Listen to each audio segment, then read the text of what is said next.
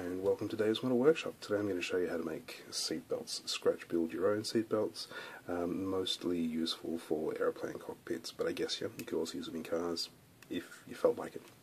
So I've got here my pilot's seat from my 132nd Mustang. It's an old kit and there's no seatbelts provided, there's not even any moulded on seatbelts, so definitely needs something.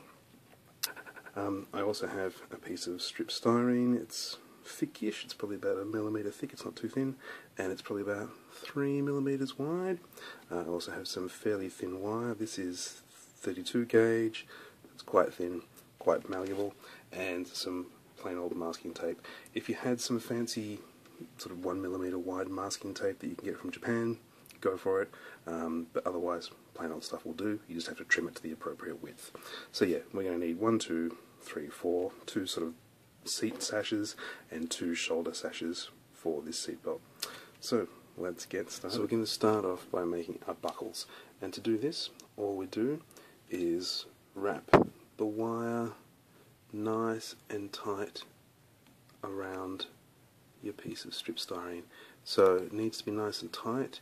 You want it to take on that rectangular shape. You don't want it to be round. Hope you can see that. There we go. So yeah, rectangular. I'm going to wind around a few more times and then show you what we do.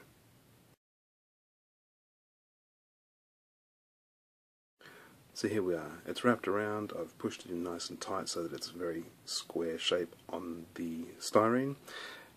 Get yourself a scalpel with a nice, fresh, sharp blade. This is going to be pretty hard going. I don't know that I'm going to be able to video this without getting my hands completely in the way, but you want to cut right down the middle of that. So I'm going to try and do it freeform to show you, but chances are I'm going to balls it up. Yeah, it's tough to do.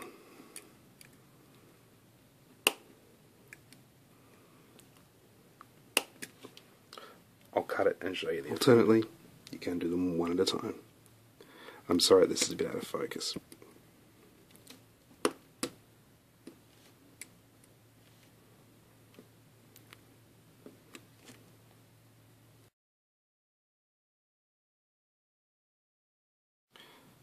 So once you've pulled them off the end of your piece of styrene, this is what you're left with. There's a whole bunch of little individual links.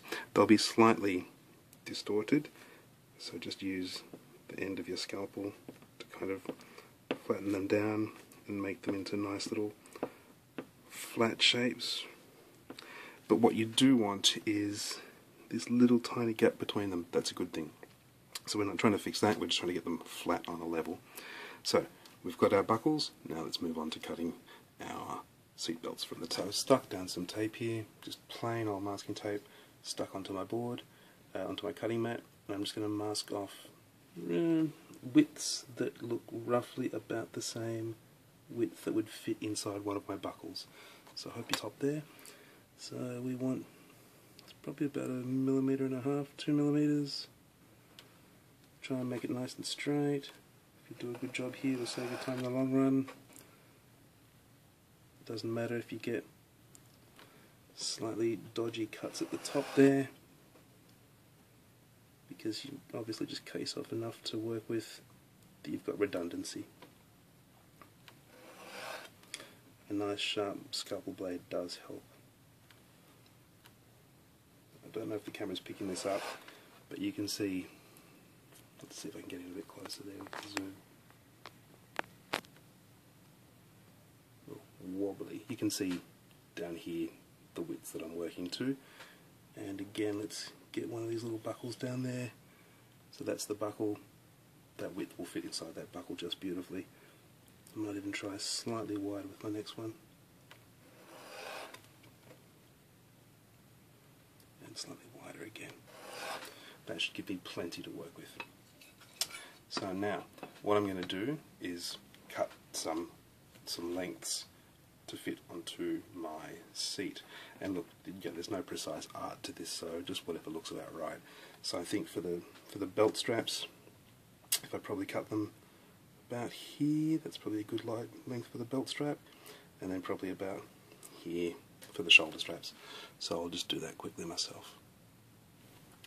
So what I've got here is a length from there to there, and then a length from there to here, so that's slightly longer, a length from there to here, and then my next one is down to, whoa, wobbly, is from there to here. So basically I've got two lengths.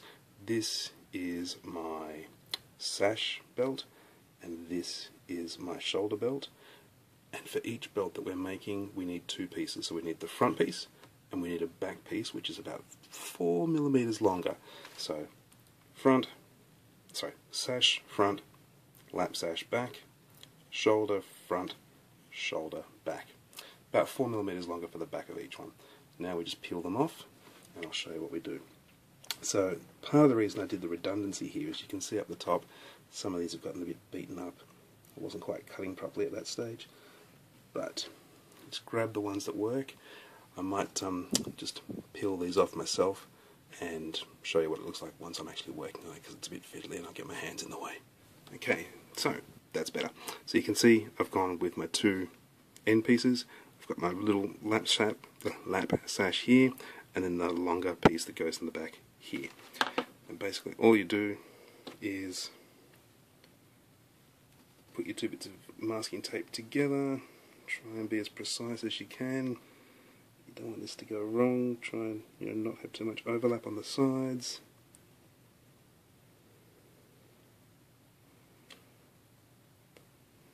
Don't know that's what you can actually see there. So that's what you want. You want a piece of belt from there to there, and then sticky and sticky for about 2, 3, 4 millimeters at each end. I'll do the same with the other one, come back to you in a tick. Okay, here's where it starts to actually come together. So, we've got our 4 little links, one for each end, and we want to, oh man, it's so fiddly, it's crazy. It's worthwhile, but it's fiddly as a bastard. So we want to feed that. I'm trying to show you here, we want to feed that through the tape.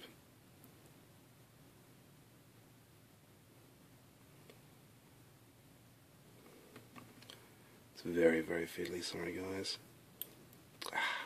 Alright, I'm going to do it and come back in a second. I hope you can see. So, I've threaded it over the tape.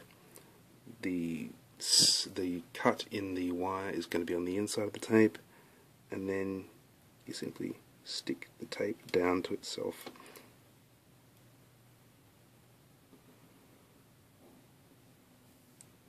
Voila! There we have the first. There we have the first of our seatbelt loops. Keep doing that for all the other pieces you need. Easier said than done. It'll take a while, but gee, it's worth it. So here's the first two. It's very rewarding. Very rewarding. I'm also going to do a little adjuster length in the middle of the two there. So to do that, all you have to do is make a little fold in the middle, wherever you want that adjuster to be, and then thread another one of your links. Try and show you. Thread another one of your links through that little fold. I'll do it without taking time on camera and show you the result. But yeah, use the little slit in the back of the link to use through the tape. Okay, so that's what you want. Oh, goodness, come on, focus. So that's what you want, is the fold folded through into the little link, like that. And then we're going to take a piece of wire, lift over, and just slide it through to make a little buckle. I'll show you in just a tick. So that's what I mean. Sorry, it's really fiddly stuff and I just can't do it on camera and keep focus. So the wire has gone through the little tiny top tent bit of the fold, go through the sides. Now what I would recommend before we go any further is stick some CA glue on everything. So stick down your buckles, center buckle there. Once it's all dried and nice and happy, you're going to trim off these two edges and push it down a little bit more, and I'll have that adjuster buckle in the center there. I'll show you what I mean in a tick.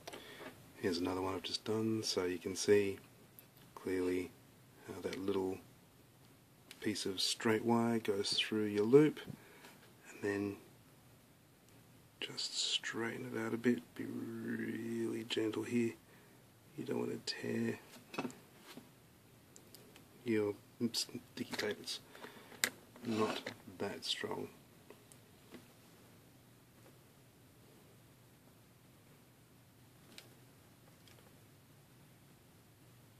Yeah.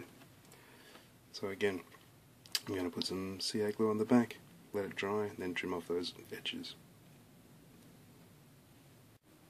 Just in case some of that didn't make sense, it's a bit tricky to show with the camera, I've shown here what we do. So you make your fold, slide your little link over the top, get a straight piece of wire, slide that through the loop, and then trim off the ends of the wire, and then flatten the whole thing down, and that gives you this.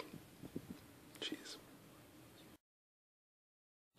So this is what they look like once you trim off those little wire bits. Obviously cut as close as you can without destroying anything. I've also used a little tiny safety pin to just poke in some little holes, ding ding ding, ding ding ding, to sort of show where the buckle would go. Then I've just given them a really light wash with some highly diluted burnt umber artist's oils, just to keep that texture. I mean, you can paint them if you want. Luckily for me, I wanted that kind of tan colour, but you know, if you wanted green or some other colour, some different Air Force, the sky's the limit. But I do find, give them a wash rather than paint them, you just get much more of the texture coming through. So now I'm going to mount them to my pilot seat and show you the finished result. So there you have it. Really, really cheap and easy scratch built seat belts made out of the cheapest materials you can find. A bit of wire and a bit of sticky tape. Can't go wrong. You can go back to buying photo etched seat belts, but seriously, this is so satisfying and a little bit time consuming and fiddly. Once you get it into go, bit of a production line, it's really easy. I hope you enjoy giving it a go yourself. It's very, very flexible, and let me know what you think in the comments below. That's about it really. Enjoy, experiment. Catch you next time, guys. See you later. Bye.